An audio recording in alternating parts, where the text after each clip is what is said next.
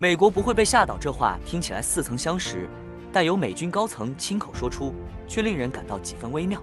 93大阅兵当天，五角大楼周边的披萨外卖订单量激增，这一餐饮现象被外界视为美国高层紧急加班标志的信号，似乎与中国一场阅兵展示出的新装备密切相关。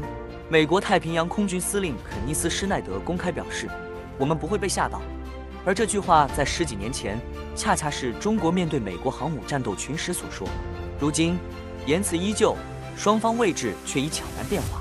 在向国会提交的报告中，施耐德罕见承认，中国在高超音速武器和人工智能作战体系等领域已实现超越。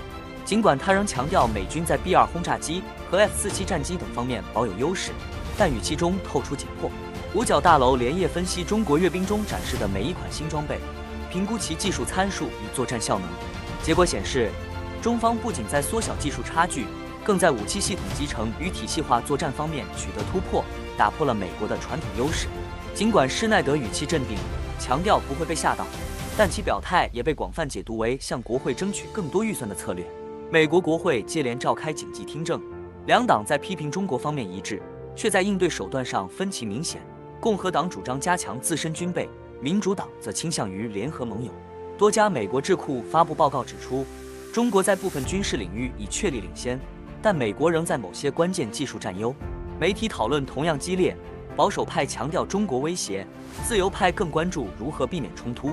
美国防部长赫克塞斯转变此前强硬姿态，转而将中俄朝展示新武器的现象归咎于上届政府软弱，并将当前美国的被动局面推给拜登政府。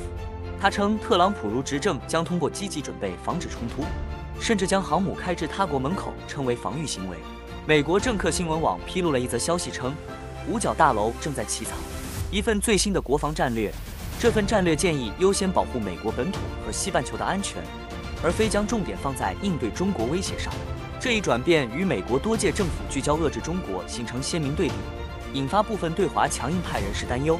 若消息属实，则还真是一件新鲜事。特朗普本人则在被问及中国阅兵是否构成对美挑战时，连续使用否定词，称仪式壮观，令人印象深刻，并称中国更需要美国。It was a beautiful ceremony. I thought it was very, very impressive. But I understood the reason they were doing it, and they were hoping I was watching, and I was watching. My relations, I thought it was a beautiful ceremony. I thought it was very, very impressive.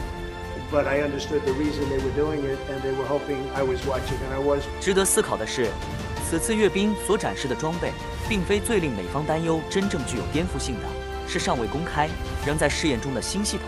中国军事工业展现出的研发与生产能力，已在多方面形成他国难以企及的优势。